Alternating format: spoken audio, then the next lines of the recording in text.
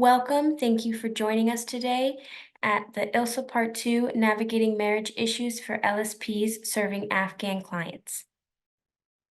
A few housekeeping rules. This webinar is being recorded and will be available for future viewing on the ILSA Peer Networking Hub. And this is a learning experience that we hope will be interactive, and so your participation is encouraged.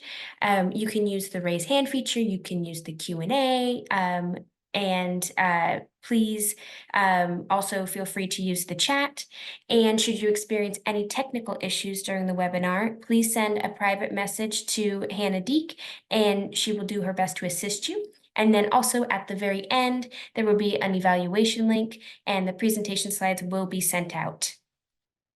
Our agenda for today. First, we'll do some welcome and introductions, then some common marriage-related issues and consequences before we get into polygamy and then underage marriages and proxy marriages.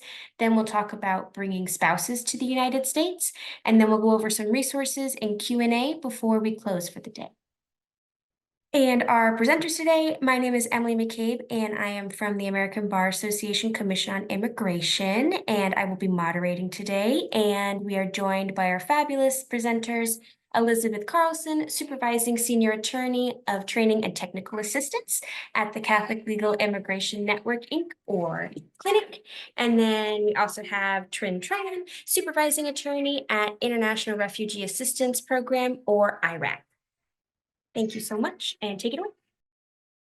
All right. Hello, everyone. Hopefully you can all hear me. My name is Elizabeth Carlson. I'm a supervising senior attorney at Clinic. Very excited to be with you today to talk a little bit about marriage and some of the common kind of marriage-related issues that we may see with our Afghan clients. So just kind of wanted to start out with kind of an overview of marriage concepts as they relate to immigration law. So kind of the framework when we're thinking about marriage generally under immigration law.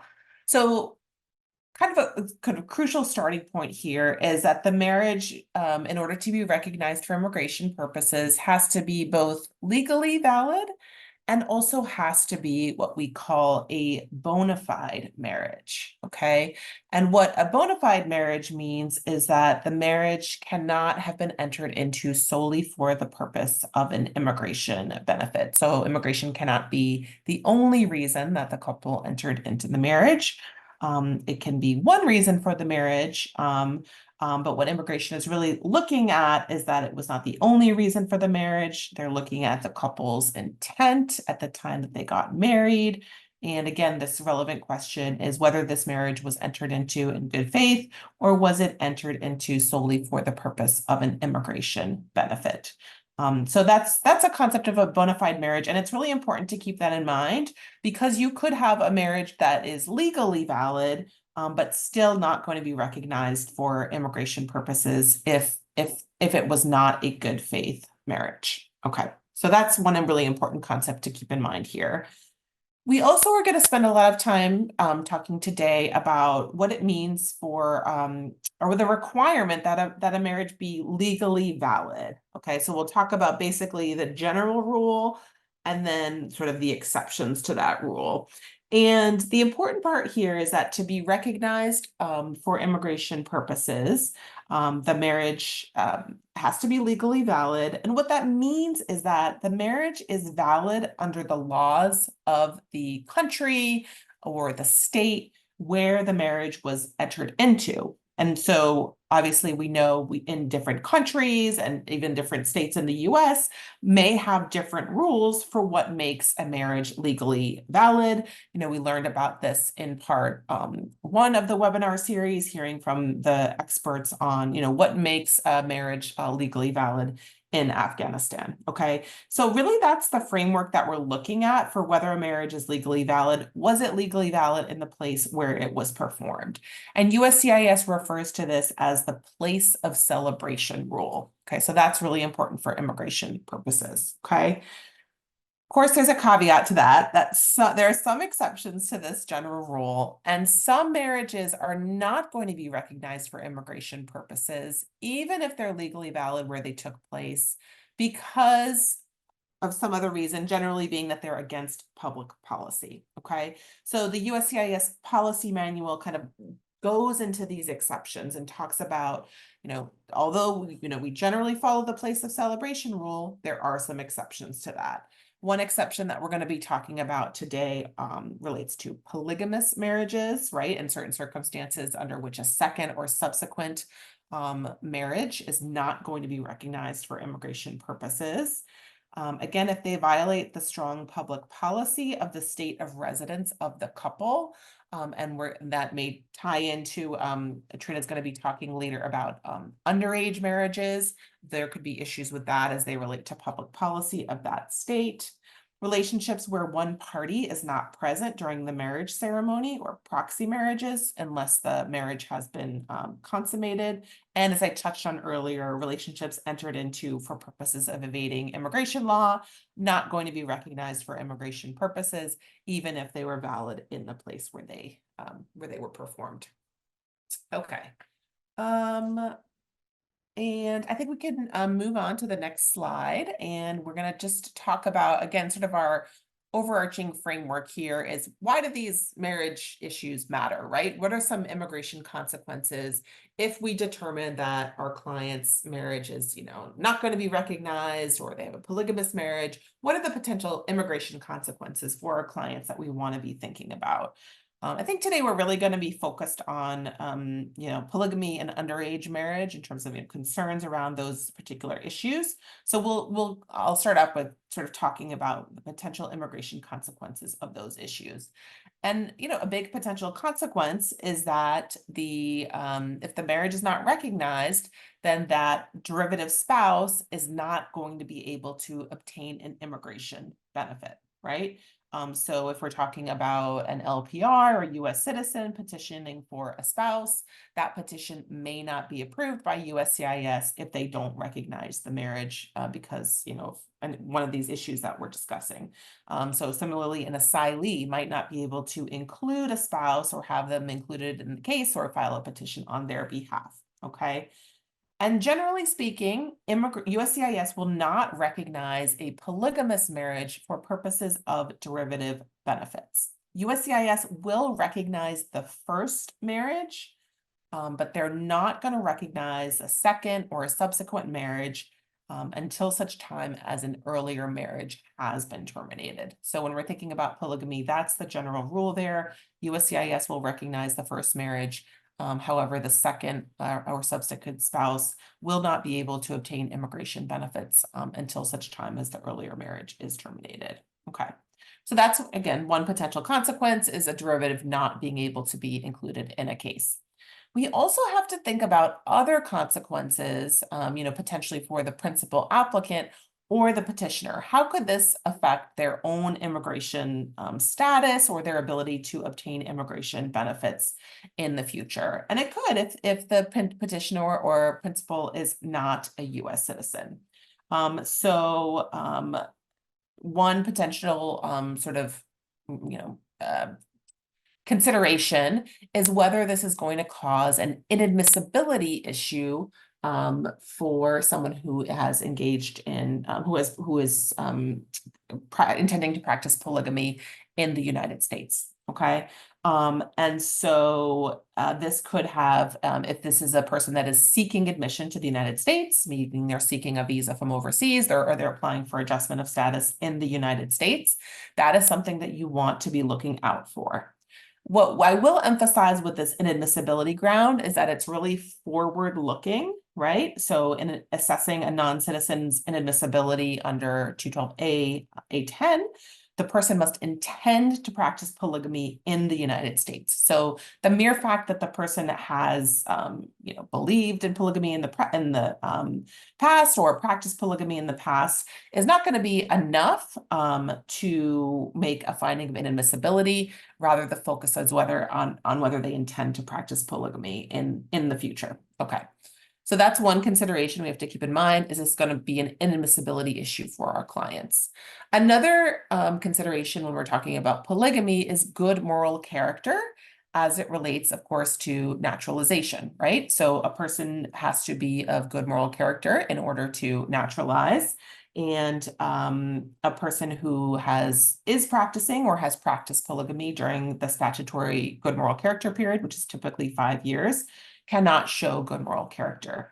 And there was a case that came out from the Third Circuit last summer, I suppose, that talked about sort of a very broad view of what practicing polygamy is. The Third Circuit affirmed USCIS's finding that an applicant was barred from naturalization where he was married to two people at a time. And the facts of that case were kind of interesting because he actually did not have a continuing relationship with either of his wives. They were living overseas. He no longer had a connection to him.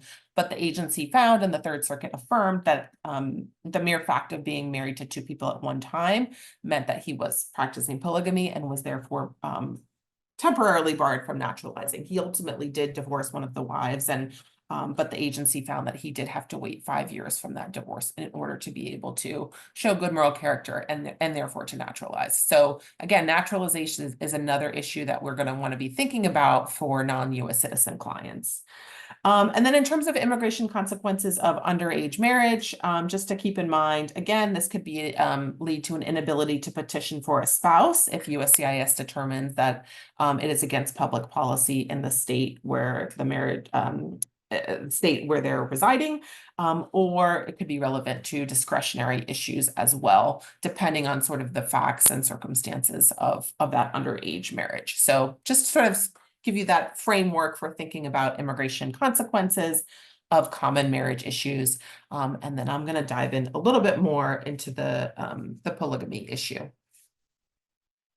Okay, and there we go. Great, thank you.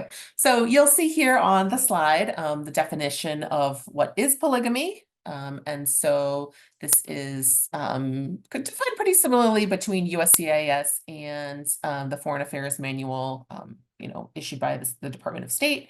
So polygamy being the custom of having more than one spouse at the same time, the religious practice or historical custom of having more than one spouse at the same time. And the FAM says, not that different, historical custom or religious practice of having more than one wife or husband at the same time. It is also called plural marriage. I think the harder question, so that's what they define as polygamy. The harder question here is, what does it mean to practice polygamy? And if we can go to the next slide, we'll see some kind of different definitions from the State Department.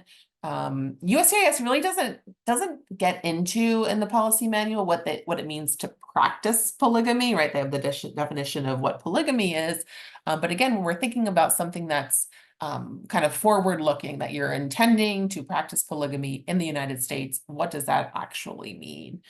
They really don't define it. The Foreign Affairs Manual does give us a bit more information, again, on what it means to practice polygamy. They do emphasize here, as we've been talking about, that the fact of having practiced polygamy in the past is not sufficient to render a finding of inadmissibility. So again, the mere fact that someone, in the past has practiced polygamy is not going to be enough to make them ineligible to obtain a visa. To sustain a finding of inadmissibility or ineligibility for the visa, the officer would have to find that the applicant will maintain a married relationship with more than one spouse while in the United States. Okay. And so in a situation, as we've discussed, they're not going to be able to bring more than one spouse with them. And so what the State Department says that they will look at is whether they are maintaining any kind of relationship with the left behind spouse, visiting the spouse, providing financial support, keeping in phone contact. And they consider that to be an active relationship.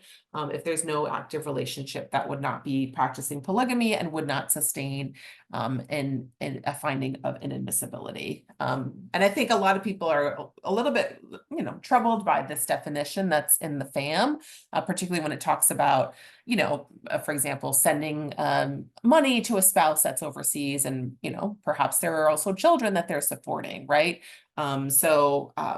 I think it is concerning in that sense, that this idea that merely sort of keeping in touch with someone in the home country or providing financial support for the family could be considered practicing polygamy.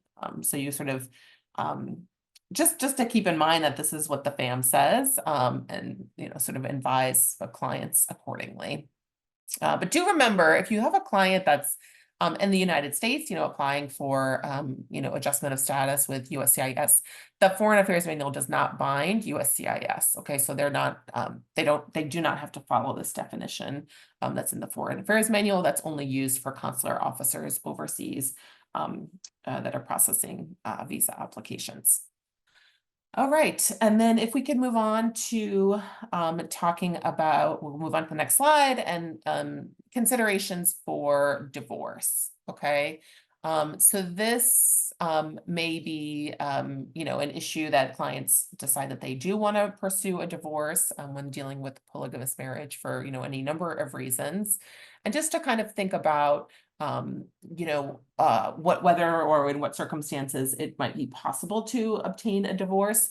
I just put a citation to this case on the slide, which is a case from the Fourth Circuit from last year that talks about customary divorce, which in this case, the Fourth Circuit did recognize even when the parties to the divorce, neither of them were living in the home country, and they did not even have to travel to the home country for the divorce.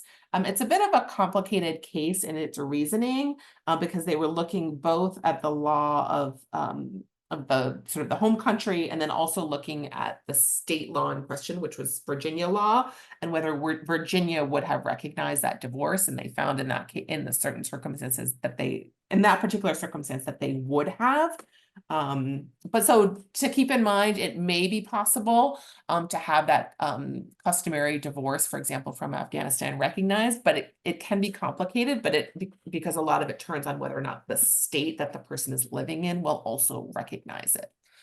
Another possible option is to pursue a divorce in the United States and in the state where the one of the members of the couple is living. That is also an option. So the state court can divorce a couple that was married overseas, typically as long as one member of the couple is domiciled in the United States for a certain period of time. Most sort of state courts have jurisdictional requirements about how long you have to live there in order to pursue an action in that state. But that could be an option as well. There's typically rules around serving the party in the home country, so you'd have to comply with those. But that is also a potential option to consider. Would be even for a couple that was married overseas to pursue a divorce in the United States.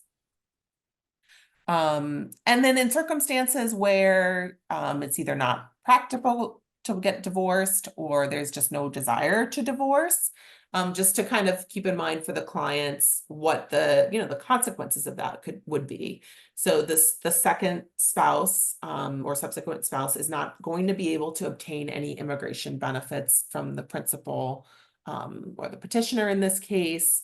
The second spouse could seek independent immigration benefits if they are eligible and if they're present in the United States, something like temporary protected status or asylum in their own right, but they would not be able to be included in the case of, as a derivative in someone else's case if they are a second or subsequent spouse. All right, so let's move on now to the next slide and to talking about how this can impact applications for relief for our clients, and just sort of wanting to give you this general framework. We've been talking about the grounds of inadmissibility and when they apply and what does it mean to practice polygamy. One thing to keep in mind is that asylum applicants are not actually subject to the grounds of inadmissibility. There are various bars to asylum, mandatory bars to asylum, but practicing polygamy is not one of those bars to asylum. So in that sense, even if the person is like actively practicing polygamy, that's not going to actually be a bar to asylum, because of the asylum stage, the officer is not considering inadmissibility grounds. Let's say the person is actually granted asylum in the United States. If they do intend to continue practicing polygamy in the US, or USCIS finds that ground applies to them, there is a waiver of inadmissibility That's under 209C, which is the general waiver for asylees seeking adjustment of status. It's a pretty generous waiver. It can waive almost every ground of inadmissibility. And the standard is low, humanitarian reasons, public interest, or to assure family unity. So that is the potential option. I don't know sort of how generous the agency has been in granting these waivers in cases where, this ground applies, but in theory, they certainly could, because there is a waiver that's available. Sort of the same framework for TPS applicants. TPS applicants are subject to most grounds of inadmissibility. And there is a waiver of inadmissibility under 212 for the 212A10 ground, the practicing polygamy ground. And that waiver application would be filed on Form I-601 if it did apply to the applicant. And then when we're thinking about SIV applicants seeking adjustment of status, they are also subject to grounds of inadmissibility, and there's not going to be a waiver of inadmissibility available to them. Okay, so there is no waiver for SIV applicants, generally for family-based applicants for adjustment of status. So if they're found to be inadmissible for practicing polygamy, they would have to try to overcome that ground by showing that, in fact, it does not apply to them, that they are not intending to practice polygamy. They cannot receive a waiver of inadmissibility. And then finally, when we're thinking about naturalization, as I mentioned earlier with the Al-Hassani case, this is one to really watch out for, because you say you even had a client that maybe they got through the asylum process, maybe they got through the adjustment process and got a waiver, and maybe they think they're okay. But once they get to that naturalization stage, there is going to still be scrutiny on this particular issue. And I think it is likely, based on this case and the way USCIS interpreted it, that that they would be barred from showing good moral character if they're still married to more than one person. So it's a little bit sort of confusing the way the court interpreted that ground, but just to really watch out for this. I think this is definitely a good moral character issue that I think the agency would raise at the naturalization stage. Okay, so kind of sum up where we are on the next slide before I turn it over to Trin. Basically, what we just want to be thinking about is, are there exceptions to inadmissibility grounds? If the person did practice polygamy but does not intend to practice it in the US, if you have a good faith argument for an exception, you can try to make it. You don't have to concede the inadmissibility ground applies. And then, is there a waiver available to that applicant? So for TPS and asylee adjustments, yes. For SIV adjustments, family-based cases, and other employment-based cases, no. So you really need to look at sort of overcoming that inadmissibility ground. All right, and I will turn it over to Trin. Thank you so much, Liz. Hi, everyone. My name is Trin Tran from the International Refugee Assistance Project. Really happy to be in this space with everyone, and really great questions and comments. Keep them coming. Liz started going through a lot of the very basic rules for us that are really the solidifying rules, and then now we're going to go into specific kind of exceptions and I think where other like hypos can come out from the questions, and we can apply both what Liz and I are going over. So just the basics very simply is who's eligible to bring a spouse to the United States. And so U.S. citizens can petition for a spouse through the I-130 process, and can also apply for a K-1 visa in certain circumstances that I'll go over. Someone who's a legal permanent resident, a green card holder, can also petition for a spouse. And then we have refugees or asylees who can also petition for spouses within the first 2 years of getting those statuses through the I-730 process. And similar to the I-730 process, and then with SIV, for many folks who are representing Afghans, there is an SIV follow to join process. And whether or not someone can bring their spouse is gonna, and how they do it is gonna depend on when they were married and when they received SIV status, and whether or not they were able to adjust. So for example, if the individual is in the United States in an SIV, and they were married or had children under the age of 21 before they entered the US, they can contact the NVC to include their family members on immigrant visas. If they're in the US and later got SIV and were married before the SIV status, they can also add spouses via an SIV follow to join through the specific form I-82. And then if they are married after getting green card status, the pathway wouldn't be for their spouse to join through an SIV follow to join, but instead they would be eligible to petition for that spouse as a green card holder. And again, for how is spouse defined, Liz went over this, like the marriage has to be, the basic pillars of a qualifying marriage is that it has to be valid under the relevant law. And that's the place of celebration rule. And then it needs to be bona fide, which Liz mentioned, it can't be just for an immigration benefit. For underage marriages, there's matters of consent that will be considered for bona fide as well. And so that's important. And I also wanted to make a note here about marriage between same-sex couples. Similarly, we'll also have to go through the qualifying marriage analysis of whether where they got married is a place that accepts marriage between same-sex couples, and then whether or not it was bona fide. This topic has a lot more to cover, and I think something I wanted to plug is that IRAP is working on an addition to our marriage practice pointer that's specifically to assist legal service providers representing LGBTQ folks in refugee and asylum processes for family unification. And so please be on the lookout for that, because these issues that we are covering will be applied more specifically in that additional practice pointer. Next slide, please. So common marriage related issues that I see coming in through the chat as well. The first one is informal marriages.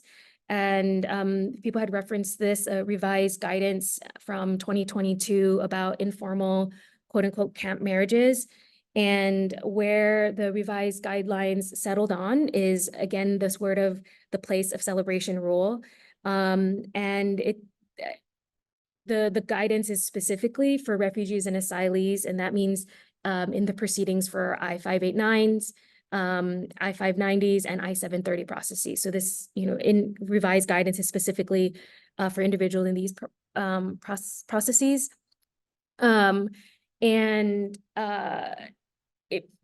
It really says is that what is an informal marriage and how do we prove an informal marriage? And it says specifically that the individuals have to demonstrate that they weren't able to have their marriage legally recognized in the place of celebration. And as a result of one of these issues, whether there was flight from persecution or circumstances beyond their control, or due to restrictive laws or practices in their country of origin or the country of first asylum. So a question is, what are some examples of being unable to have their marriage legally recognized due to persecution?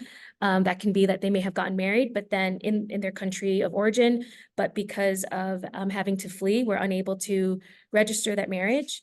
Some individuals might have been, internally displaced in their country of origin and unable to leave, whatever, like a camp or situation in which they were living, and because of the result of their persecution or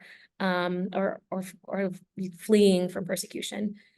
The other examples of what are some restrictive laws in the countries of origin or country of first asylum, for example, in some countries, certain nationalities are restricted from having their marriages certified, or not, may have a marriage ceremony, but unable to register it with the local authorities. And so that can be a reason as well. And so in addition to those two reasons, there also has to be an indica of the marriage. And what does that mean for informal marriages? That is specifically showing some evidence of either living together, so cohabitation over a period of time, holding themselves, it's public, right? Like publicizing that they are a married couple, even if they don't have a, marriage certificate. And some other evidence is also if there are children born from the marriage, that's also evidence of the individuals being married and meeting the requirements for an informal marriage. Another marriage issue is marriage by proxy. And that is defined as a marriage ceremony where one of the parties is not physically present. And so that means basically that both people are not together in the same place. And generally a proxy marriage where both parties are not present is not valid unless the marriage was consummated. And consummated means a sexual relationship right after, soon after the ceremony, subsequently. And if individuals are not able to consummate the marriage after the proxy marriage ceremony, then they're not considered spouses under the INA. And a way that people can still so questions to ask about that for proxy marriage is one, was the marriage consummated, right? So after the proxy marriage ceremony, was it consummated? And if so, was it before or after the ceremony? And is the proxy marriage accepted in the country where the proxy ceremony took place? Because again, going back to the standard rule of qualifying marriages is that they, like the place of celebration rule, that it has to also be valid in the country or in the location where it took place. We have seen challenges for individuals who have entered into a marriage by proxy. And one way that people have been able to be reunited is instead of filing any of like an I-130 or I-730, is by instead going through the immigrant visa process of a K-1 fiance visa. And in that case, one restriction, one qualifying part of it is that the petitioner does have to be a U.S. citizen to file a K-1 visa. They have to show proof that the two people have met each other in person 2 years before the application is submitted. And then a third requirement of like having a bona fide intent to be married and would need to get married around 90 days after entering the United States. And, some people might be asking, how, one of the reasons perhaps they had to have a marriage by proxy was because they couldn't be together. And so that meeting 2-year requirement is difficult. But there are exceptions and it's discretionary, but the petitioner could provide evidence that they were not able to see the other party within those 2 years because of like extreme hardship. If they had to go to see this person, or compliance would violate a strict or long-established custom of the country where the fiance is located. And so those are 2 exceptions that can be used to get past the 2-year requirement of seeing each other for a K-1 visa. Next slide, please. Another issue that's come up a lot and has been about underage marriage. And just going back to what Liz had mentioned, that again, a marriage is qualifying if it is valid legally, and then second, if it is in good faith or bona fide. But there are marriages that are what they consider against public policy, including polygamous marriages that Liz talked about. So another one is marriage between close family members, like first cousin marriages. And then a third one is underage marriage, which we're talking about here. While the INA doesn't have a minimum age for, when someone's filing a petition, then there's no minimum age for the petitioner or beneficiary. There have been more recent policies around how to adjudicate petitions involving spouses that are underage or considered minors, and specifically looking at folks who are under the age of 16. And so USCIS in 2019, you'll see some policy memos that came out that required USCIS officers to, like, they basically started a system to flag petitions involving minors, so specifically individuals under the age of 16, and required that they be referred for interview if either the petitioner or beneficiary is under 16 years old. And also situations where if the beneficiary or petitioner is 16 or 17-year-old and there's a 10-year or more age difference between the spouses. So in either of those circumstances, USCIS will flag the petition and scrutinize it. And so what are some of the things that they're going to be considering when they're looking at these petitions of minors underage marriage? They'll look at the state law where the parties will reside and if it's against public policy. So for example, if a state considers marriage between a minor, specifically around like unlawful activity as statutory rape, then with no marriage exception, that can be a consideration for not approving the petition. Also related to the bona fide marriage requirement, which is whether the parties consent to the marriage, particularly if they're a minor, if there is actual consent that they do want to get married, that they understand what process they're going through, is another factor. Of course, looking, the main concern here is flagging forced marriage situations. And thirdly, they'll also look at whether, there's a requirement for the petitioning sponsor, the affidavit of support. So that's form I-864. There's an age requirement for that, which means the individual has to be at least 18 years old. And so, it's kind of like de facto then that the petitioner would need to be over 18. But then that if anybody is filing the petition, if the petitioner is under the age of 18, then the application could be denied based on a public charge. So those are other considerations around the age of the petitioner for underage marriage. I wanted to make a note specifically about Afghan civil law, which says that girls can, the law is that girls can marry at 16, that's the minimum age requirement, and or 15 with the father's consent, and then boys can marry as young as 18. And so when we're looking at, again, the basic rule, right, of that valid in place of marriage, if it is an underage marriage, if someone is under the age of 15, a female, then it wouldn't be considered a valid marriage either way. And so you can't really go through the other process, like the other steps of whether or not the individuals would be able to file a petition to bring the spouse. Next slide. All right, I think I'll leave it. So yeah, that was going through a lot of information, a lot of rules and exceptions. And so I'll leave it over to Emily to take on the next slides and questions.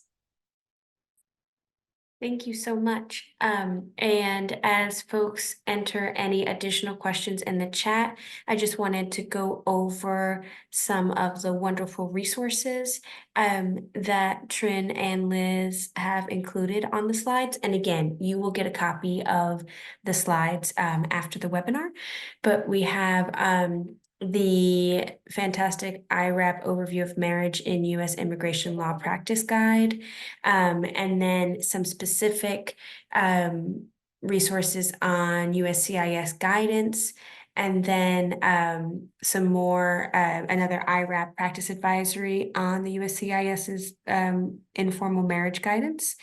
And then we have one from ILRC, family-based petitions for LGBTQ couples.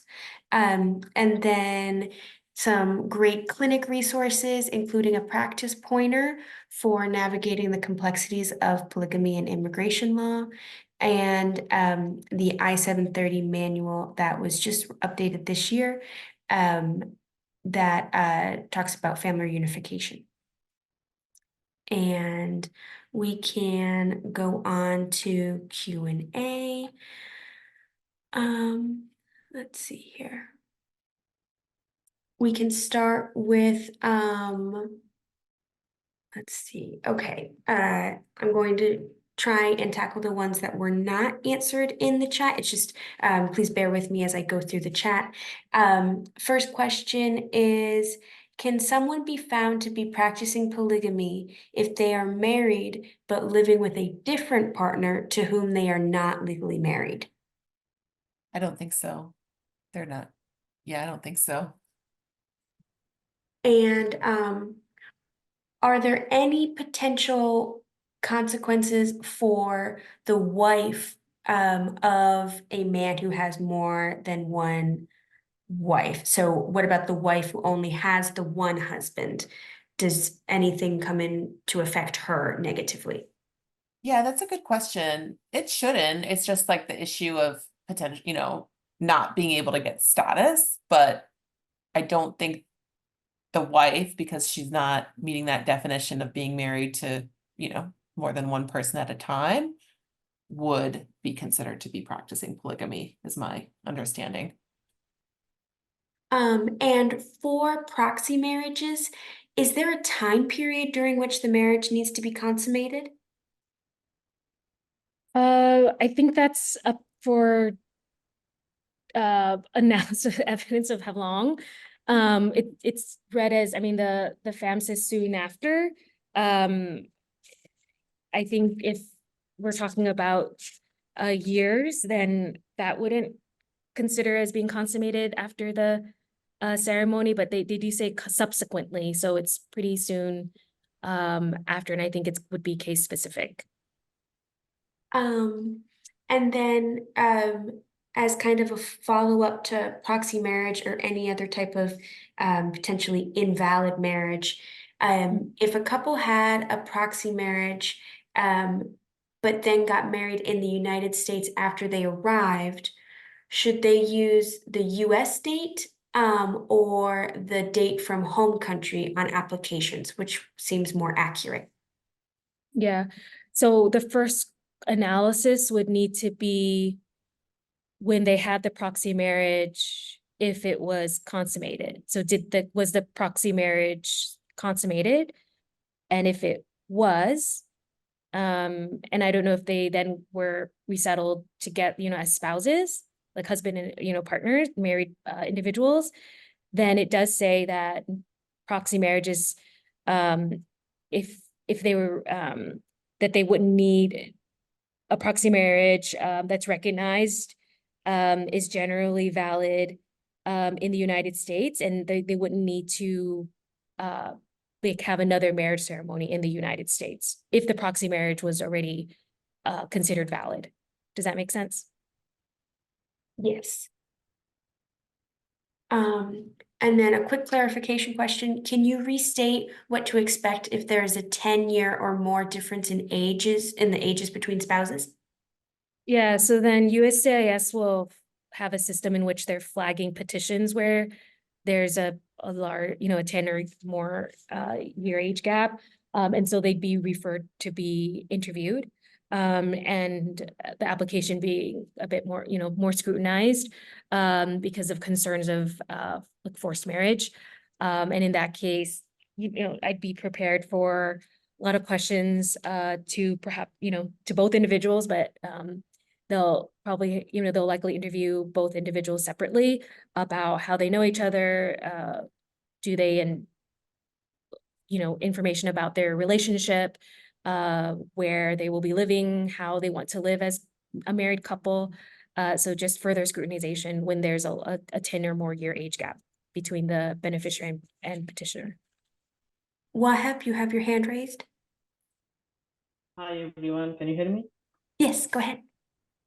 Yeah, thank you for all the info that you share with us about the petition for our spouse. But the problem is right now in Afghanistan, this is really hard to get the passport, and we don't know how to get the passport for my wife in Afghanistan. But this is very difficult to get the passport over there. But this is the big problem that I have right now. And a couple of weeks ago, I talked with one of your colleagues about my case, and they told me and they collect all of my information about my spouse, and they told me like an attorney will come up to me, but right now I'm waiting for that attorney and no one come up to me. Hi, Wahab. I'm sorry to hear about everything you're experiencing. And I'm sure somebody will be in contact with you soon, and we can follow up with you to make sure that that's happening. But we can continue the conversation after the webinar, if that's okay. Okay, thank you so much. Thank you. Another question is, if an applicant does not have a marriage certificate and only has affidavits, but the affidavit state that the the wife was underage, like 13, how will this affect her adjustment of status process? Or how might it? Her adjustment of status? I guess a question would be how she would identify her marital status. Is that what the question is getting to? I believe so. I think just making it, are there any repercussions because of the underage marriage that she could have negative consequences? Yeah, I mean, I think it will depend on how the person immigrated to or it was admitted to the United States. And so if yeah, I'm just trying to better understand the question. So they entered married or not? I can clarify. Yes, So, thank you. they entered married. Yes, she was married in Afghanistan when she was 13 years old, Mhm. and they're SIVs. She has kids here, and they don't have marriage certificate. We requested them to give us the affidavits, and we kind of noticed the date was when she Mhm. was 13 years old, and now they're adjusting status based on SIV that they have. Mhm.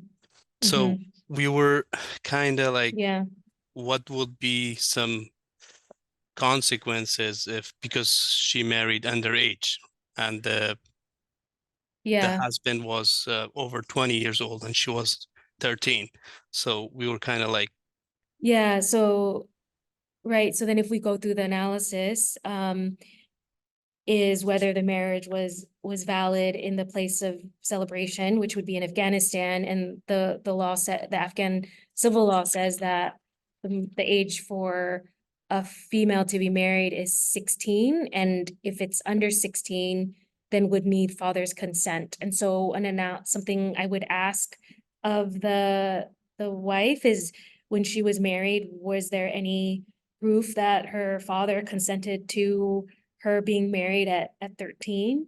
And if there was, I'd get a declaration, an affidavit from the father stating that. And, they both did live together as husband and wife. And so there is like that proof of showing that they were married. I don't know if that is available in that situation, because if it's not, then, and I'd be curious what others would say as well, whether or not then the marriage is actually valid. if we, Because I'm sorry, we yeah. had one more option for her if she get remarry here in the US. And then Mhm. how about the kids? They would be like out of wedlock, kind of, or the date of marriage. Of course, it will be here like 2014 if they get married here.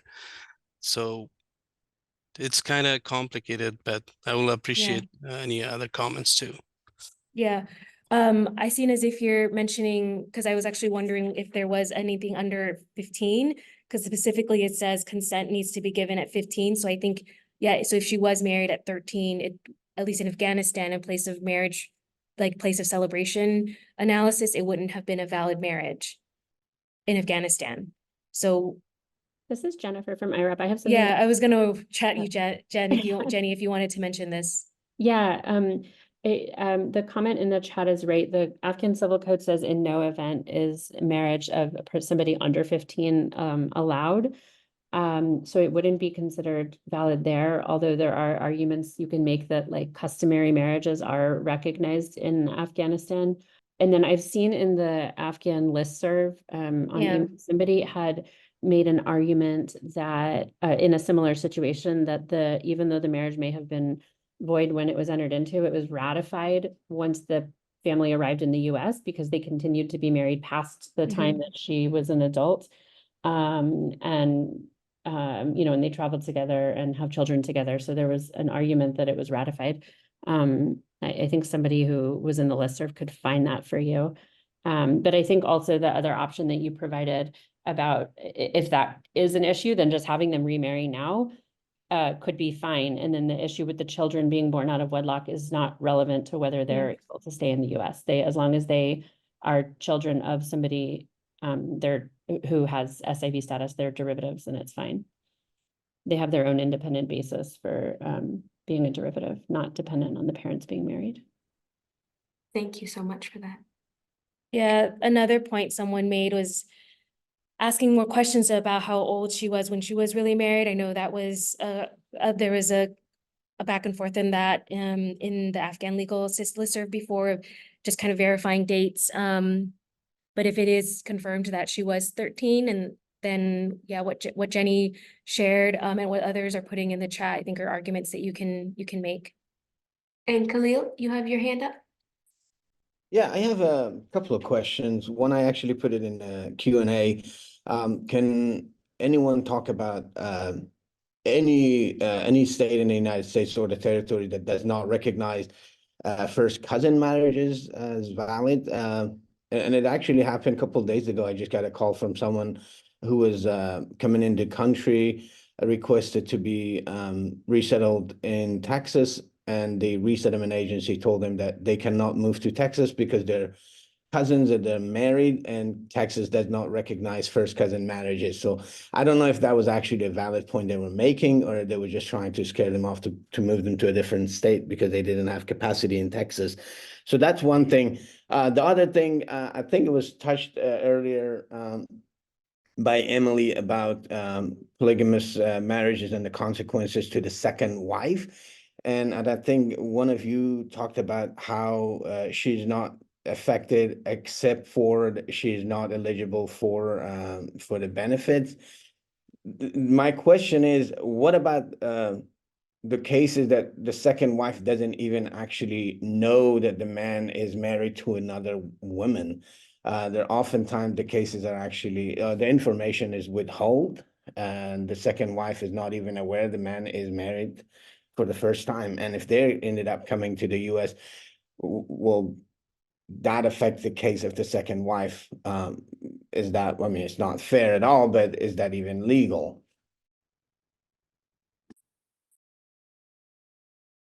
I guess on the first question, I mean, I think that is the right framework for thinking about first cousin marriage. I'm not sure specifically about Texas, like I'm not sure on the state by state basis, but and I think in the FAM, that's the analysis they provide, is like you're going to look at where they intend to settle, and if that state will recognize it, fine, and if they won't recognize it, you might have an issue. Although I see someone putting something about Pennsylvania in the chat, which might be kind of interesting. So it says they were able to have success. Okay, yeah. So if the state will recognize marriages as valid that occurred in other places. So that I think it really does turn on a question of state law, I think. Yeah, so it's like the analysis is whether or not it's valid, whether it was where the place of celebration. So there's first that analysis of where they got married allowed first cousin marriages. And then if it does, then once, in the United States where they would be living. So there's some states where they might not allow first cousin marriages to take place, but would still allow people who are first cousins who are married to reside in that state if where they originally married allowed first cousin marriages, right? So it's a bit confusing, but I'm trying to look at Texas, and it doesn't look like Texas allows first cousins to get married. So the other question then would be, is Texas a state that's, although does not allow first cousins to get married, would accept first cousin marriages as valid if it took place in another state where first cousin marriages was not a restriction? Looks like we have a comment from a Texas lawyer who says all they right, will. thanks. So that's good. Thank you. Oh, they will? Okay, yeah, there you go. Yeah, I think I Yeah. found that. I think I found that legislation as well that if they were married outside Texas, they'll be still recognized. And I think that's the case, but I was really surprised to see the resettlement agency told him that you can't go to Texas because you're married and you're first cousin. If that be the case, if the first cousin marriage wouldn't be recognized in the United States or in some states, then that's actually a big portion of Afghan society will not be able to resettle in most of the states, because the first cousin is one of the most common practices of marriages in Afghanistan. So it was really strange for me to hear it for the first time, but I just didn't know if that was actually real or not. I just wanted to check. There actually is this is Linda, sorry. There's actually, Texas at one point in time did not allow first cousin marriages or recognize marriages between first cousins. Missouri does not allow marriages between first cousins, but will recognize marriages outside of the state done outside the state as being legal. And the reason we were involved in this was because FIFA was looking at placing or sponsoring refugee or Afghan families in Texas last year. And they were concerned because a lot of the first cousin marriages, they couldn't place them in Texas, because Texas does have, there are multiple sites that say Texas does not recognize for marriages between first cousins outside of their state. So that were done in other states. So just to let you know, there are multiple sites that state that. They did resolve that issue. We don't know how they resolved that issue, because we're from Missouri here, where they were looking at possibly placing some of those folks here and wanted to know what our rules and regulations stated in Missouri. Unfortunately, we run out of time. Thank you all so much for your questions and lively discussion. I certainly learned a lot, and thank you to our fantastic panelists. We have a link here, and Hannah just dropped it in the chat for your feedback. Thank you again so much, and have a great rest of your day.